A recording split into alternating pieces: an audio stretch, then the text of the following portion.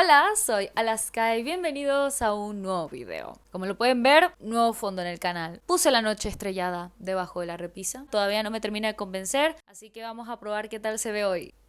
El día de hoy estamos aquí reunidos para hablar sobre libros que tratan de libros. No sé si hacer una especie de recomendación o hablarles sobre esto sin más. Ok, les doy el contexto. Recientemente estuve leyendo Beach Read de Emily Henry y aunque no me encantó del todo, ya hablaremos sobre eso en el resumen de lecturas de julio. Sí es cierto que me di cuenta a raíz de ese libro que últimamente he leído libros que tratan sobre libros. Escribir, leer, que tienen personajes que están apasionados por la lectura, etc, etc. Estoy viendo el patrón. De hecho, justo ahora, la audiolectura que estoy haciendo, La señora March, es un libro donde la protagonista está casada con un escritor muy famoso y la más reciente novela publicada por este hombre tiene mucho que ver con la trama de la historia y no lo sé, no dejo de ver patrones, así que me vi en la necesidad de hacer una lista sobre libros que tratan de libros, que están directamente relacionados con la lectura, con la escritura, con los libros en general. Y aquí estamos, porque yo quería compartir esa lista. Creo que son unos 22 o 23 libros de los que yo he leído. Soy consciente que debe haber miles de libros más que indagan en este concepto, libros donde se habla sobre libros que están relacionados con la lectura, con la escritura. Deben haber miles y miles, yo lo sé, pero de los que he leído en mi vida saqué una lista de 23 libros y les advierto de ya que aquí van a conseguir recomendaciones de absolutamente todos los géneros. Hay comedia romántica, terror, ensayo, contemporáneo. Aquí hablamos de todo. Agarre su tecito porque es muy probable que este video quede largo. Ya de por sí hablar de libros me tiene súper intensa. Imagínense hablar de libros que tratan sobre libros, me pierden. Sin más nada que decir, creo que podemos comenzar. Vamos a empezar con un clásico de clásicos porque es maravilloso. Mujercitas, ya saben que es uno de mis libros reconfortantes por excelencia, ya que vemos la relación familiar entre las hermanas March y su madre. Está ambientado a principios del siglo XIX en los Estados Unidos y es maravilloso, los invito a que lo lean, pero la relación directa que hay con los libros en Mujercitas es Jo March. No sé si es nuestra protagonista porque en Mujercitas las 4 hermanas March son las protas. De todas maneras, Jo tiene bastante peso en la historia. Ella quiere ser escritora y en Mujercitas vamos a ver a Jo en una travesía súper extensa tratando de escribir un libro, consiguiendo oportunidades literarias, publicando relatos, tratando de ganarse la vida como contadora de historias y es maravilloso. Es un libro muy literario, además de reconfortante y me fascina. Lo mismo ocurre con El misterio de Salem Slot, que cambiamos de género bruscamente de un clásico a una novela de terror. En Salem Slot de Stephen King vamos a seguir la historia de un pueblo en el que acaba de llegar un nuevo habitante que decide comprar una casa. La cosa es que a raíz de que este hombre haya comprado esa casa y se vuelva vecina de todos los habitantes en este pueblo pequeño llamado Salem Slot, las cosas empiezan a salir un poco extrañas y empiezan a ocurrir sucesos inexplicables que vienen estando relacionados con los vampiros. Yo siempre voy a decir que Salem Slot es Drácula si estuviera escrito en la actualidad. Es uno de mis libros favoritos de Stephen King, la verdad que es una odisea, pero increíble a fin de cuentas. Ahora, la relación directa que tiene El misterio de Salem Slot con la literatura es Ben, el protagonista, un hombre que estuvo viviendo en su infancia por poco tiempo en Salem Slot y que tuvo que dejar el pueblo por razones de la vida y que decide volver allí ya que quiere escribir un libro ambientado en ese lugar. Ben es un autor que ha publicado varios libros, no es exactamente famoso o exitoso, pero el punto es que él está escribiendo un libro y literalmente empezamos Salem Slot con Ben, acaba de llegar y tiene como la propuesta de lo que va a escribir sobre Salem Slot muy bien puesta en su cabeza. Al igual que Jo March, Ben quiere ser escritor. Ahora, por otra parte, y dando también otro giro brusco, ya saben que en la literatura muchas veces nos encontramos con diarios. En la literatura, y al menos con autores tan famosos, sus diarios por lo general tienden a generar interés. Pues en 1984 de George Orwell, ya saben, una de las primeras distopías que aparecieron en el mundo y que cambiaron la escena literaria, vamos a seguir la historia de Winston, nuestro protagonista, y está ambientado en un Londres futurista distópico, donde el gran hermano es el líder mundial y prácticamente tiene vigilado a todos los habitantes de Oceanía. La relación literaria que tenemos en 1984 es que Winston está escribiendo un diario, cosa que está prohibida, ya que los ciudadanos de Oceanía no tienen derecho a escribir ningún tipo de cosas, ni siquiera tienen derecho a tener acceso a lápices, papel, en fin, no pueden documentar su vida, eso está prohibido. Entonces prácticamente Winston está arriesgando su vida por cumplir esa necesidad que tiene de escribir. Prácticamente 1984 es un diario, sí, hay narración literaria y descripciones y todo lo que ustedes quieran, pero es un diario prácticamente. Lo mismo ocurre con el diario de Ana Frank, creo que ya lo conocen porque es mundialmente conocido. Este es un diario escrito por Ana Frank cuando tenía 11 años hasta que cumplió 15, y ella fue una niña judía que vivió en la Alemania nazi, que tuvo que huir hasta Holanda, y lo que vamos a ver a lo largo de todo el diario de Ana Frank es cómo ella, siendo tan pequeña, una niña apenas, tuvo que vivir el exilio y el encierro durante tanto tiempo con las mismas 8 personas. La verdad que es un libro durísimo de leer, y evidentemente la relación literaria que hay en él es que Anne va escribiendo el diario. Literalmente estamos leyendo el diario de una niña de 12 años y es brillante, es una obra literaria que siento no deberían perderse. Es de esas cosas que nos ayudan a entender mucho más el mundo y los contextos históricos, ya que por más que se haya modificado muchísimo ese diario y mucha gente diga que no es verídico, que Ana no lo escribió en realidad, de todas maneras siento que hay un valor histórico detrás de él. De todas maneras, ambos son diarios que tienen conexiones directas con la literatura, uno es de ficción, otro no, pero el punto es que sí. Luego, vamos a hablar de mi libro favorito del año, que allí sí les recomiendo que vayan a ver el resumen de lectura del mes, donde me fui a profundidad con respecto a leer Mata de Luna Miguel. Este es un ensayo donde Luna se encarga de profundizar en la idea de la lectura como obsesión o estilo de vida. Muchos lectores no queremos admitirlo, pero la realidad es que la lectura es una actividad que te consume, que te obsesiona y que te lleva a hacer cosas de las que no admitirías en voz alta, como comprar un montón de libros a pesar de que ya tienes y crearte necesidades. Es un ensayo buenísimo porque no necesariamente critica a la cultura de la lectura ni a los lectores, pero sí los retrata muy bien y habla sobre esas cosas que los lectores no solemos mencionar que acarrea la lectura. Es súper enriquecedor, habla sobre demás libros y siento que es un ensayo brutal porque describen a la protagonista. Pasa como con Una habitación propia, que también vamos a hablar de ese ensayo a continuación. Un ensayo, no una historia. La protagonista no va a ningún sitio ni tampoco vamos a seguir la historia de ella, sino que ella nos sirve para enviar y retratar un mensaje a través de ella. Es brutal, me fascina. Me encantó ver una parte entera de ella leyendo el Ulises de James Joyce. La verdad que es un ensayo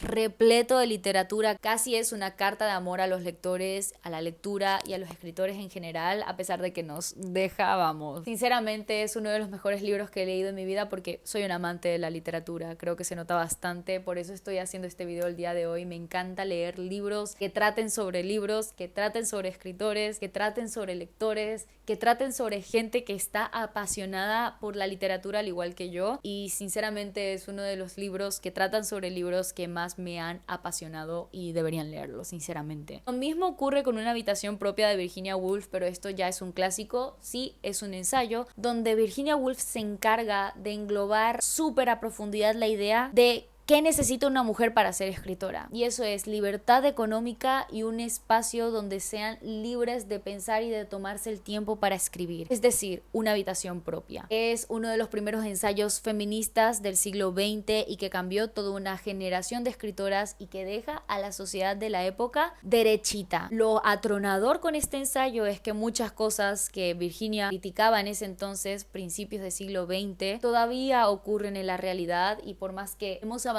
en el tiempo y hemos conseguido cosas muy buenas para las mujeres en la literatura, todavía queda mucho camino por recorrer para alcanzar la igualdad. Y en fin, sinceramente deberían leerlo también, es casi una lectura obligatoria. Lo estudié en clase, de hecho, y me fascina. Sí es cierto que no se parece tanto a leer Mata, pero ambos son ensayos donde se habla sobre la literatura y la escritura, así que tienen relación literaria directa.